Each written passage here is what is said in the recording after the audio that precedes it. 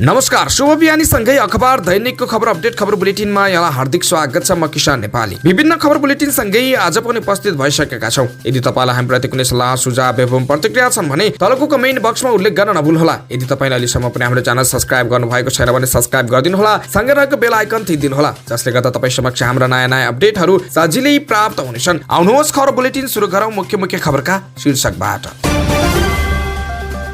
विद्युत महसुल नतिर्ने 21,000 ग्राहकको लाइन काटियो। नर्सिङ शिक्षा समस्याको उपाय खोज्न कार्यदल गठन। मध्य प्रदेशले माग छुट्टै प्रहरी प्रशासन नपाए आन्दोलन गर्ने चेतावनी। सत्ता पार्टी मिलेर वैकल्पिक शक्तिको निर्माण भइरहेको छ। अध्यक्ष सिंह शाह नेपाल सम्बन्धलाई राष्ट्रिय पर्वको रूपमा मनाउन पूर्व मेयर साखेको आग्रह। मन्त्री किराँतीलाई हर्क साम्पङको पत्र धरानमा एयरपोर्ट बनाउन पहल गर्नुहोस्। कान्तिपुर मिडिया ग्रुपको गेटमा धरना बसेका पत्रकार माथि आक्रमण, पत्रकार प्रधान घाइते। राहत वितरण पारदर्शी र निष्पक्ष बनाउन सरकारलाई एमालेको ध्यानआकर्षण। पूर्व मन्त्री अलामको मुद्दामा बिहिबार फैसला हुने सम्भावना। करातेका 2 प्रशिक्षकलाई 8 लाख कैदी र 3 लाख जरिवाना कायम। कालो बजारी रोक्न युवा संघको अल्टिमेटम। सिरिया नदी प्रदूषण गर्ने उद्योगलाई महानगरले 30,000 रुपियाँ जरिवाना तोकिदियो। स्रोत नखुलेको 26 लाख रुपियाँ सहित इन्द्रचोकबाट 2 जना पक्राउ। सीमा स्तम्भमै भारतले बनायो सडक। उत्तर कोरियाले नेपालमा दूतावास बन्द गर्ने र देशका पहाडी भूभागमा हल्का वर्षाको सम्भावना। पहाडी तथा हिमाली भूभागमा हिमपातको सम्भावना। अब समाचार विस्तारमा। नेपाल विद्युत प्राधिकरणले समयमा विद्युत महसुल नतिर्ने 21,000 ग्राहकको लाइन काटेको छ। प्राधिकरणले विद्युत महसुल बक्यौता असुलीलाई देशभर अभियानको रूपमा चलाइरहेको छ। विद्युत लाइन काटेर झण्डै 50 करोड रुपियाँ असुल गरिएको छ। प्राधिकरणका कार्यकारी निर्देशक कुलमान घिसिङले तिहारपछि बक्यौता असुलीलाई अझै सशक्त बनाइने बताउनुभयो। असुल उपर गर्नुपर्ने विद्युत महसुल बक्यौता वृद्धि हुँदै गएपछि प्राधिकरणका देशभरिका वितरण केन्द्रहरूले महसुल नतिर्ने ग्राहकको लाइन काटिरहेका छन्। विद्युत महसुल संकलन विनियमावली 2078 बमोजिम मिटर रिडिङ भएको 16औं दिनदेखि थप दस्तुर आकर्षित हुने व्यवस्था छ। मिटर रिडिङ भएको मितिले 16औं दिनदेखि 30औं दिनसम्म 5% दरले र 31औं दिनदेखि 40औं दिनसम्म 10% का दरले थप दस्तुर लाग्ने प्रावधान छ। मिटर रिडिङ भएको मितिले 40औं दिनसम्म पनि विद्युत महसुल नबुझाउने उपभोक्तालाई 41औं दिनदेखि बिलको 25% का दरले थप दस्तुर लाग्ने व्यवस्था छ। यसरी 25% का दरले थप दस्तुर लागेको 60औं दिनसम्म पनि बक्यौता महसुल नबुझाएमा लाइन काट्ने व्यवस्था छ। लाइन काटेको 6 महिनासम्म पनि बक्यौता महसुल नबुझाउने उपभोक्तालाई कालो सूचीमा राखी असुली प्रक्रियामा अगाडि बढाउने प्रावधान छ। विनियमावलीको यही प्रावधानको आधारमा मिटर रिडिङ भएको मितिले 60औं दिनसम्म पनि बक्यौता विद्युत महसुल भुक्तानी नगर्ने उपभोक्ताको चरणबद्ध रूपमा विद्युत लाइन काटी बक्यौता महसुल असुल उपर गर्ने रणनीति लिएको प्राधिकरणको वितरण तथा ग्राहक सेवा निर्देशनालयका उपकार्यकारी निर्देशक मनोज सिलवालले बताउनुभयो। पटक आश्वासन, निर्णय र निर्देशन दिए पनि कार्यान्वयन हुन नसकेको विषय हो पोखराको लेक साइड 24 घण्टा खुल्ला राख्ने। उच्च अदालत पोखराले बुधबार लेक साइड 24 घण्टा खुल्ला दिन अन्तरिम आदेश गरेपछि फेरि यो विषयमा बहस सुरु भएको छ। कामो मुख्य न्यायाधीश राजन प्रसाद भट्टराईको एकल इजलासले लेक साइडमा कानुन बमोजिम व्यापार व्यवसाय गर्न रोक्न लगाउने कार्य नगराउन जिल्ला प्रशासन कार्यालय काशीको नाममा आदेश दिएको हो। गृह प्रशासन सुधार आयोजना 2074 को बुदा नम्बर 25 मा ठमेल दरबार मार्ग पोखराको लेक साइड जस्ता पर्यटकको आगमन बढी हुने क्षेत्रहरूमा 24 घण्टा बजार खुला रहने गरी आवश्यक सुरक्षाको प्रावधान गरिने बताएको थियो। तर यो कार्यान्वयन नभएको भन्दै जिल्ला प्रशासन कार्यालय कास्कीलाई विपक्षी बनाएर मंगलबार देवी कुमारी बरालले रिट हालेकी थिइन्। निवेदकका तर्फबाट वरिष्ठ अधिवक्ता मोहननाथ कोइराला, अधिवक्ता शिवराज वाग्ले, दीपक पराजुली र दिनेश आचार्यले बहस गरेका थिए। उनीहरूको बहस सुनेपछि उच्च अदालत पोखराले 15 दिनभित्र लिखित जवाब पेश गर्न पनि जिल्ला प्रशासन कार्यालय लगायतका विपक्षीलाई आदेश दिएको छ। पोखरा लेक साइड 24 घण्टा खुल्ने विषय के कसो भएको हो, निवेदकको माग अनुसारको आदेश किन जारी हुन नपर्ने हो, निवेदकको निवेदन माग अनुसारको आदेश जारी हुनु नपर्ने भए आधार कारण एवं प्रमाण सहित म्याद सूचना तामेल भएको मितिले 15 दिनभित्र लिखित जवाब पेश गर्न अदालतले आदेश दिएको छ। नर्सिङ शिक्षामा देखा परेका समस्याको समाधान खोज्न चिकित्सक शिक्षा आयोगले 7 सदस्यीय कार्यदल गठन गरेको छ। आयोगको मंगलबार बसेको कार्यकारी समितिले आयोगको मापदण्ड तथा प्रत्यान निर्देशनालयका निर्देशकको संयोजकत्वमा 7 सदस्यीय कार्यदल गठन गरेको उपाध्यक्ष प्राज्ञ डाक्टर अञ्जनी कुमार झाले जानकारी दिए। विभिन्न सरकारवाला निकायबाट यस विषयमा गुनासो आएपछि समस्या समाधानका उपाय खोज्न र सुझाव लिन कार्यदल गठन गरिएको हो। डाक्टर झाले भने मुख्यतया पछिल्लो समय नर्सिङ अध्ययनमा देखिएको समस्या र किन विदेश जाने क्रम बढिरहेको छ भन्ने विषयमा कार्यदलले अध्ययनबाट सुझाव दिने काम हुन्छ। डाक्टर झाका अनुसार कार्यदलले नर्सिङ विधाको अध्ययन र अध्यापनमा प्रयोगात्मक कार्य अभ्यास व्यवस्थापन आवश्यक न्यूनतम शैक्षिक योग्यता निर्धारण प्रमाणपत्र तह र स्नातक वा सो सरह भन्दा माथिका एक भन्दा बढी शैक्षिक कार्यक्रम एउटै संस्थामा सञ्चालन गर्ने सम्बन्धमा अध्ययन गर्नेछ। चिकित्सा शिक्षा ऐन आएपछि प्राविधिक शिक्षा तथा व्यावसायिक तालिम परिषद CTVT को PCL नर्सिङ कार्यक्रम सञ्चालन गरेका कलेजले विश्वविद्यालयका स्नातक र सो भन्दा माथिल्लो तहका कार्यक्रम सञ्चालन गर्न पाएको छन्। कलेजहरूले उपयुक्त व्यवस्था संशोधन गर्न माग गर्दै आइरहेका छन्। कार्यदलमा नेपाल नर्सिङ काउन्सिलकी अध्यक्ष सरला केसी, स्वास्थ्य तथा जनसङ्ख्या मन्त्रालयकी 11औं तहकी अधिकृत हिरादेवी निरोला, चिकित्सा शास्त्र अध्ययन संस्थान नर्सिङ क्याम्पसकी प्रिन्सिपल, चिकित्सा विज्ञान राष्ट्रिय प्रतिष्ठानकी नर्सिङ प्रिन्सिपल, काठमाडौँ विश्वविद्यालय स्कुल अफ मेडिकल साइन्सको नर्सिङ निर्देशक सदस्य रहेका छन्। आयोगका अधिकृत स्तरका कर्मचारी कार्यदलको सदस्य सचिव छन्। नेकपा एमाले जहाजरकोट केन्द्र भएर गएको भूकम्प प्रभावित क्षेत्रमा 1000 स्वयंसेवक परिचालन गर्ने निर्णय गरेको छ। केन्द्रीय सचिवालय बैठकले आगामी 1 मङ्सिरदेखि स्वयंसेवक परिचालन गर्ने निर्णय गरेको उपमहासचिव प्रदीप ग्यावालीले बताएका छन्। उनका अनुसार एमाले स्वयंसेवकले 5000 कार्य दिनमा 1 करोड बढीको काम गर्नेछन्। स्वयंसेवक परिचालनको संयोजन कर्णाली प्रदेश कमिटीले गर्ने एमाले निर्णय गरेको छ। बैठकले भूकम्प पीडितहरूका लागि सङ्कलित रकम सामग्री प्रभावकारी वितरण गर्न सरकारसँग माग राखेको छ। राहत सङ्कलन भएर प्रभावकारी वितरण नभएको राजनीतिकरण भएको र त्यहाँ विपद पर्यटन जस्तो देखिएकाले सरकारको गम्भीर ध्यानाकर्षण गराएको छौं, ग्यावालीले भने। मखमली फुलको मालाको माग अत्याधिक भए पनि मूल्य नपाएको किसानको गुनासो छ। गुन्डुका किसानहरूले नेपालीहरूको दोस्रो ठूलो पर्व तिहारको लागि आवश्यक मखमली फुलको माला उड्न र बिक्री गर्न थालेको छन्। यो वर्षको तिहार ढिला भएकाले मखमली फुल सुक्न लागेको उनीहरूको गुनासो छ। 1 हप्ता अगाडिदेखि नै माला उड्न र बिक्री गरिसक्न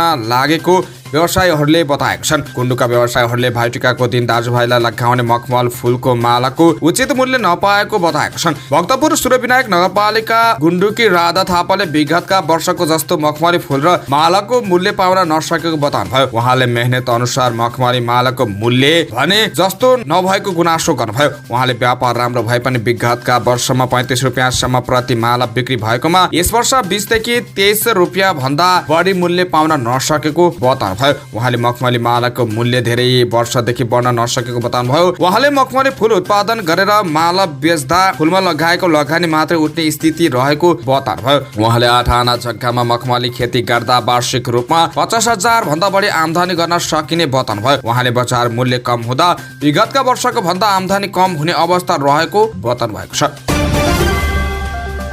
मध्य प्रदेश सरकारले आफ्नो छुट्टै प्रहरी प्रशासनको माग गर्दै संघीय सरकारको ध्यानाकर्षण गराउने भएको छ। मुख्यमन्त्री सरोज कुमार यादवले यसका लागि प्रधानमन्त्रीलाई बिहीबार ज्ञापन पत्र बुझाउने जानकारी दिएका छन्। मुख्यमन्त्री यादवले प्रदेशको आफ्नो छुट्टै कर्मचारी प्रहरी प्रशासन र साधन स्रोत नहुँदा आवश्यक काम गर्न नसकेको हिजो पत्रकार सम्मेलनमा बताए। उनले निजामती यन्त्र प्रहरी संयोजनका लागि संघीय सरकारलाई 1 महिने अल्टिमेटम दिँदै बिहीबार ज्ञापन पत्र बुझाउन लागेको बताएका छन्। यो मागमा प्रतिपक्षीय दलको पनि साथ रहेको भन्दै 1 महिनाभित्र माग पूरा नगरे संघीय सरकार विरुद्ध आन्दोलन गर्ने मुख्यमन्त्री यादवले चेतावनी दिए। उस्तै परेमा संघीय राजधानी र जनकपुरमा मात्रै होइन गाउँ गाउँमा आन्दोलन हुन्छ, यादवले संवाददातासँग भनेका छन्।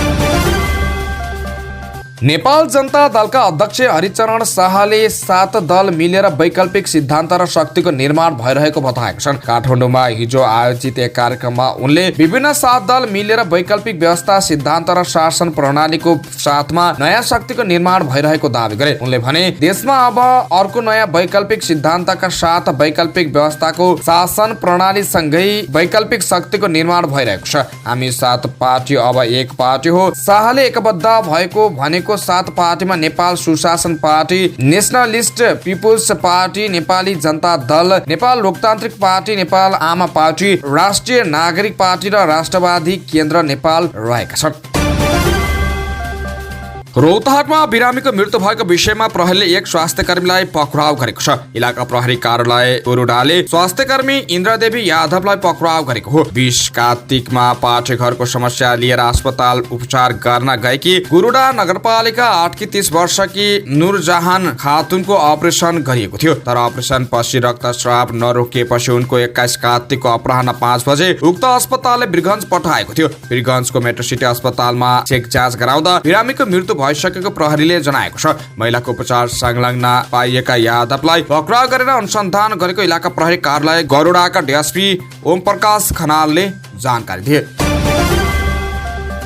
काठमाडौँ महानगरपालिकाका पूर्व मेयर विद्यासुधन साक्यले नेपाल सम्बन्धलाई सबै राजनीतिक दलले एजेन्डा बनाएर कार्यान्वयन गर्नुपर्ने बताएका छन्। नेपाल सम्बन्धको ऐतिहासिकता र आजको सन्दर्भबारे सर्वसाधारण पत्र जारी गर्न काठमाडौँमा आयोजित कार्यक्रममा साक्यले एक सम्प्रदायले मनाउने पर्वको रूपमा भन्दा नेपाल सम्बन्धलाई सबैले मिलेर सांस्कृतिक इतिहासको संरक्षण र निरन्तरता दिनुपर्ने बताएका छन्। एमाले एजेन्डाकै रूपमा नेपाल सम्बन्ध मनाउनु पर्ने कुरालाई अघि सारेर सफल भएको बताएका उनले व्यापक रूपमा यसलाई मनाउन राजनीतिक भन्दा इतिहासको निरन्तरता गर्नुपर्ने भन्दै अन्य राजनीतिक दललाई पनि त्यसका लागि आग्रह गरे। अहिले प्रशासनिक रूपमा कार्यान्वयनमा ल्याउन त गाह्रो छ, तर आगामी दिनमा नेपाल सम्बन्धलाई नेपालको मौलिक राष्ट्रिय सम्बन्ध र व्यवहारमा लागू गर्नुपर्नेमा एमाले बुझेर आफ्नो एजेन्डा बनाएको छ।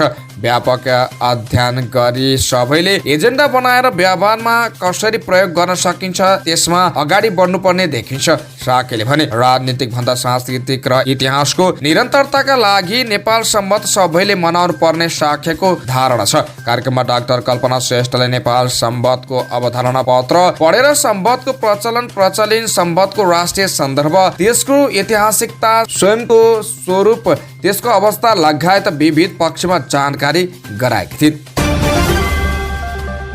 नेपाली धितोपत्र बोर्डले समयमा वित्तीय विवरण नबुझाउने 89 कम्पनीलाई कारवाही गरेको छ। सोमबार बसेको सञ्चालक समिति बैठकले वित्तीय विवरण नबुझाउने वा ढिलो गरी बुझाएका कम्पनीलाई कारवाही गर्ने निर्णय गर्दै स्पष्टीकरण सोधेको थियो। सूचीकृत कम्पनीहरूले समयमै बोर्डलाई बुझाउनु पर्ने विवरण नबुझाएका कम्पनीलाई कारवाही गर्ने निर्णय भएको बोर्ड अध्यक्ष रमेश कुमार हमालले बताएका छन्। वार्षिक वित्तीय विवरण, त्रैमासिक वित्तीय विवरण लगायतका विवरणहरू समयमा नबुझाउने कम्पनीलाई 50,000 देखि 1 लाख रुपियाँसम्म जरिवाना गर्ने स्पष्टीकरण सोध्ने निर्णय भएको उनले बताएको छन्। समयमा आवश्यक विवरण पेश नगर्ने कम्पनीलाई एकैपटक यति ठूलो संख्यामा पहिलो पटक कारवाही भएको समेत अध्यक्ष हमालले दावी गरे। धितोपत्र बोर्डले यसअघि 11 साउनमा एक सूचना प्रकाशित गर्दै समयमा नै वित्तीय विवरण प्रकाशित गर्न आह्वान गर्दै अन्यथा धितोपत्र सम्बन्धी ऐनको दफा 101 अनुसार कारवाही र जरिवाना गर्ने चेतावनी दिएको थियो।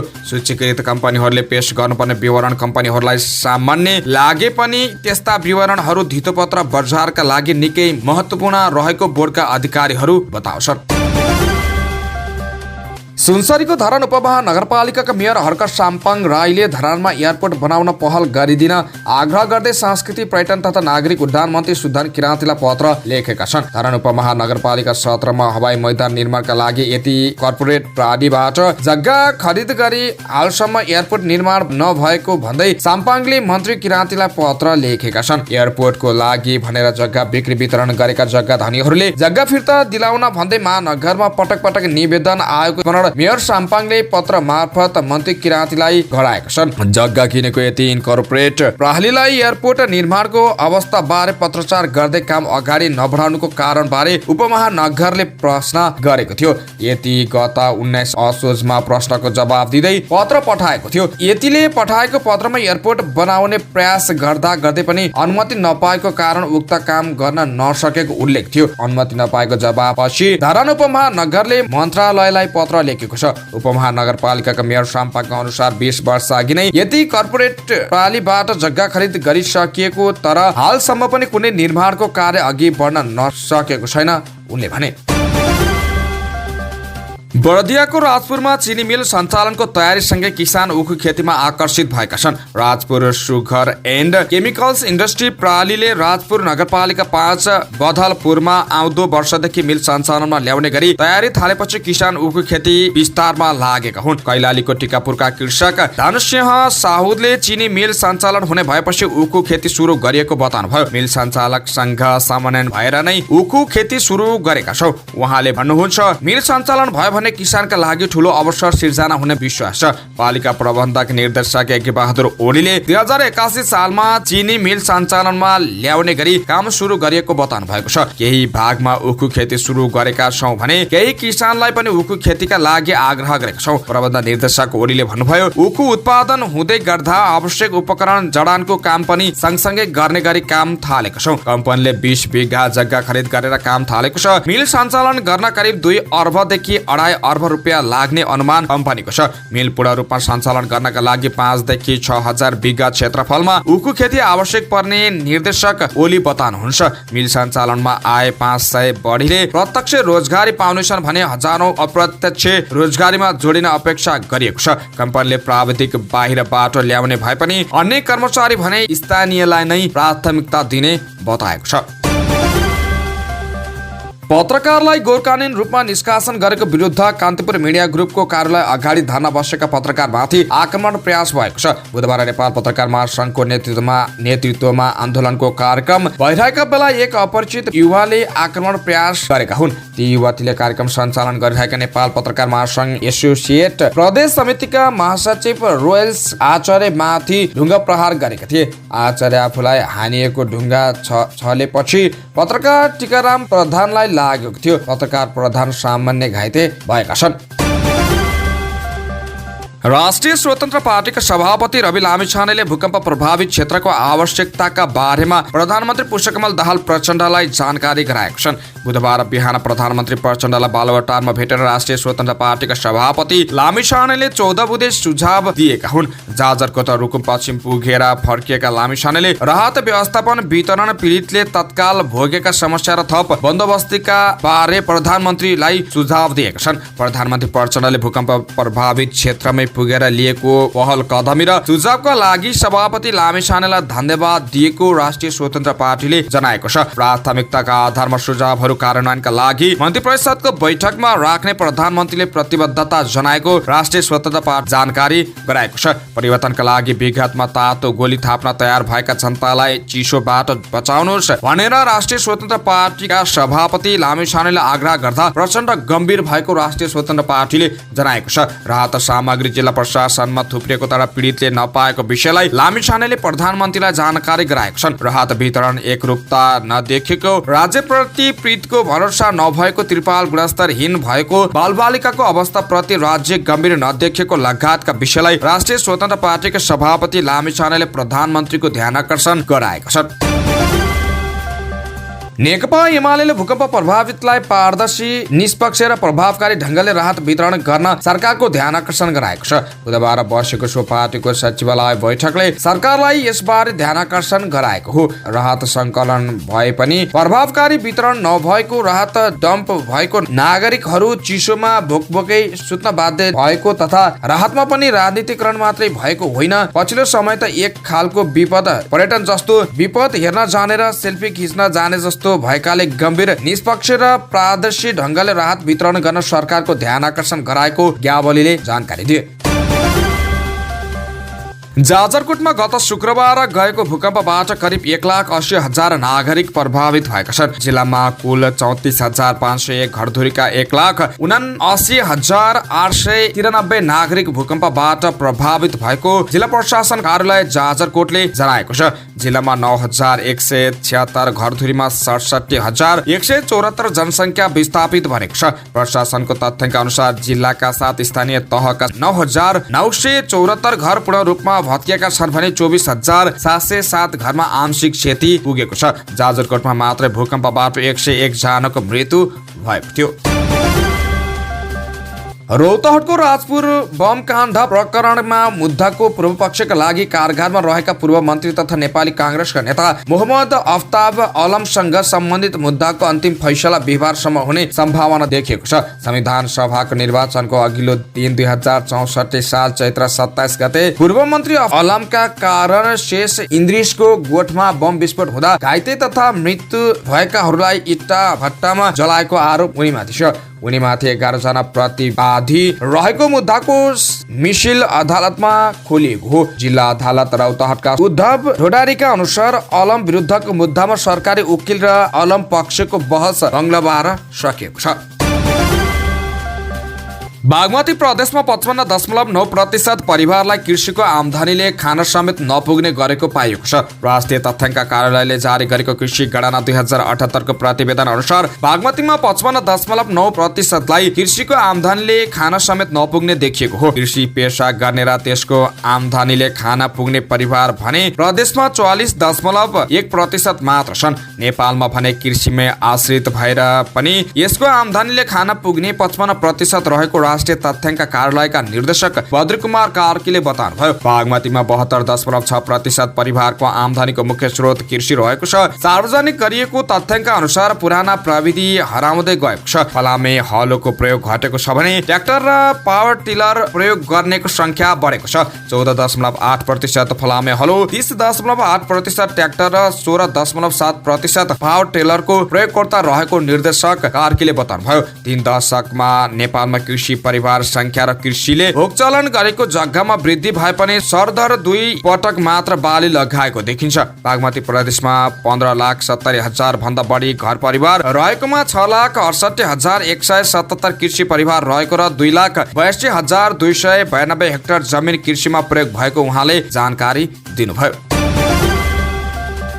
सामूहिक बलात्कारको आरोप लागेका करातेका 2 जना प्रशिक्षकलाई 2 जिल्ला अदालत मोरङले कैद र जरिवानाको फैसला गरेको छ। सामूहिक बलात्कारमा दोषी ठहर भएका विराटनगर नगरपालिका 4 का सुरज भनिने अमर सुवेदी र विराटनगर 3 का विनोद राहुल जनाई 8 वर्ष कैद र 33 लाख रुपियाँ जरिवाना हुने फैसला गरेको हो। न्यायाधीश अम्बिका प्रसाद दाहालको इजलासले यसअघि दुवै जनालाई दोषी ठहर गरेको थियो। बुधबार कैद सुनाएको मोरङ अस्पतालको सूचना अधिकारी ओमराज सुवेदीका अनुसार जबरजस्ती कर्णाली मनाई 7 वर्ष र सामूहिक कर्णाली तर्फ थप 1 वर्ष गरेर 8 वर्ष कैद सजायको माफी भएको हो।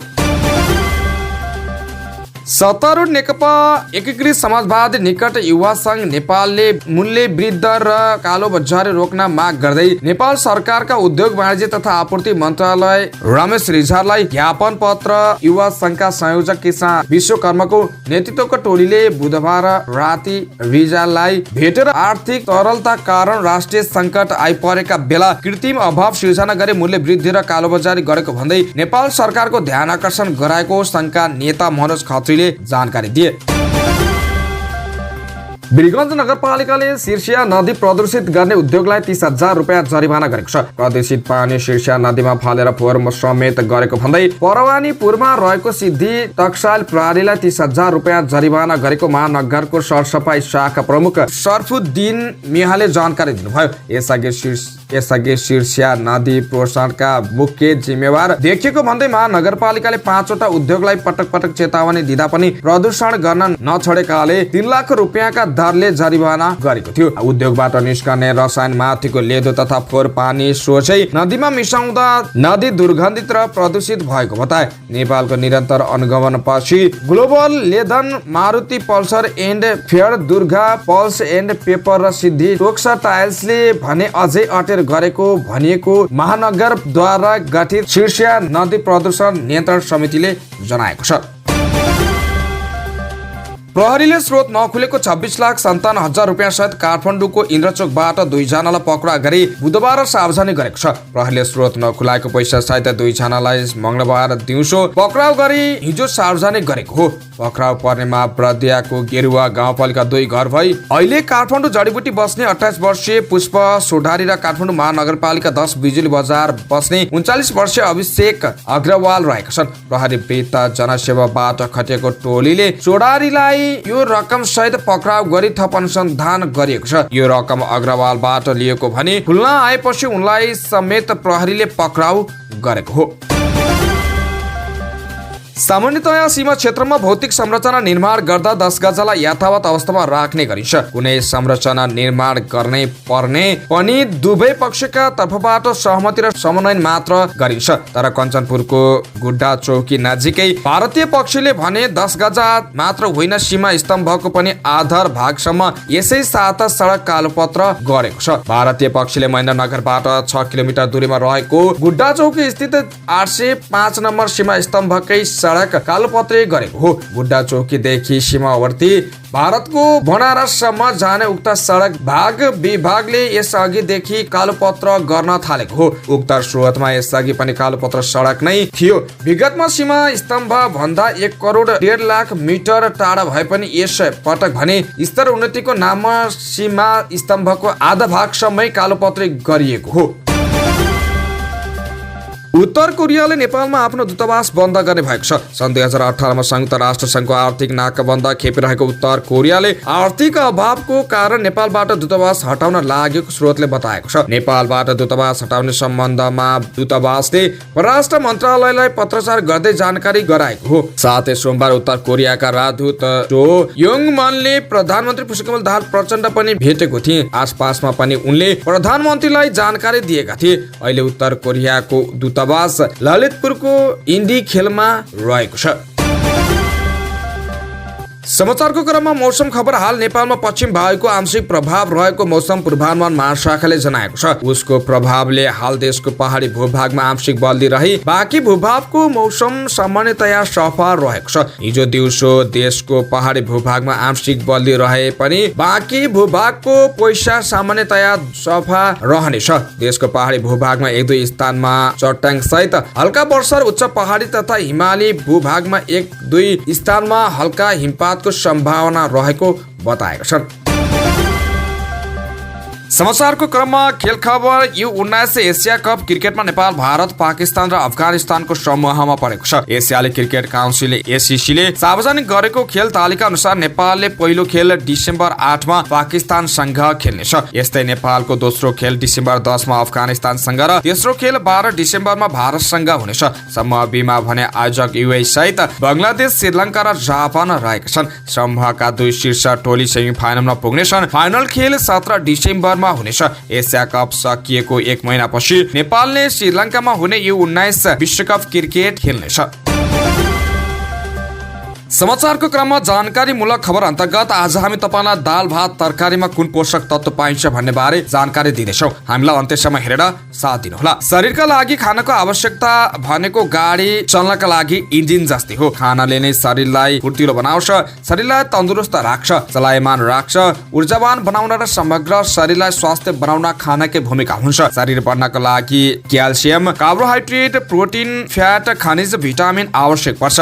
यी तत्त्व हामीले खाएको खानेकुराबाट प्राप्त गर्छौं। हाम्रा वरपर पाउने हरेक खानेकुरामा भिन्न भिन्नै पोषक तत्त्व हुन्छ। यी फरक पोषक तत्त्व मिलाएर खानु नै शरीरलाई स्वास्थ्य बनाउनु हो। सामान्यतया हामीले दैनिक खाने दाल भात तरकारी मासु र अचारबाट यसको पूर्ति गरिरहेका हुन्छौँ। शरीरलाई बनाउनमा त यसले भूमिका खेल्नेमा कुनै शंका छैन। तर के तपाईलाई थाहा छ खानाले नै शरीरलाई बिगार्न पनि सक्छ। खानाको अभाव र आवश्यकता भन्दा बढीको दबावले शरीरलाई विभिन्न रोगले ग्रस्त बनाउँछ। त्यसैले शरीरलाई आवश्यक तत्त्व प्राप्त गर्न सबैभन्दा पहिला कुन खानेकुरामा के पोषण पाइन्छ मनन गर्न जरुरी छ। नेपालीहरूले दिनमा 2 शाक खानामा भात खाने गर्छन् र चामल नपाउने पहाडी भेगमा आलु, ढिँडो र तराई भेगमा 1 शाक भातको सट्टामा खाने गरिन्छ। यो भौगोलिक उपलब्धताको हिसाबले खानकी भिन्नै हुन्छ। तर यी तीनैवटा खानेकुरामा प्रचुर मात्रामा कार्बोहाइड्रेट पाइन्छ।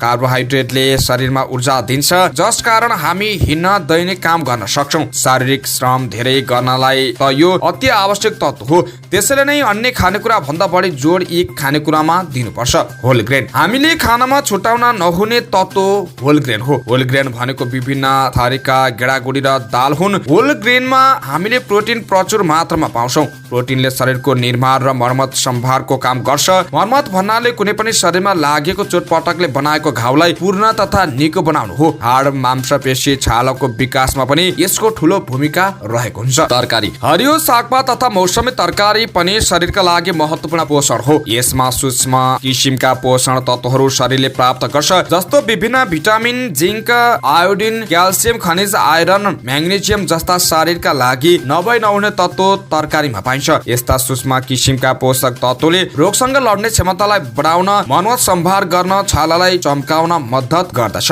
अचार, दाल भात तरकारीसँग अचार पनि खाने गरिन्छ। अचारलाई स्वादको दृष्टिकोणले मात्र हेर्ने गरिन्छ, तर होइन, अचारबाट पनि हामीले पौष्टिक तत्व प्राप्त गरिरहेका हुन्छौँ। ताजा अचार जस्तै गोलभेडा, मुला र कागतीको अचार खानासँगै खाने हो भने हामीले भिटामिन सी पाउन सक्दछौँ। मासु र अन्डा, खाना पकाउने, शक्ति प्रदान गर्ने, रगत जम्ने प्रक्रियादेखि मांसपेशी संकुचन सम्भवमा प्रोटिनले काम गरिरहेको हुन्छ।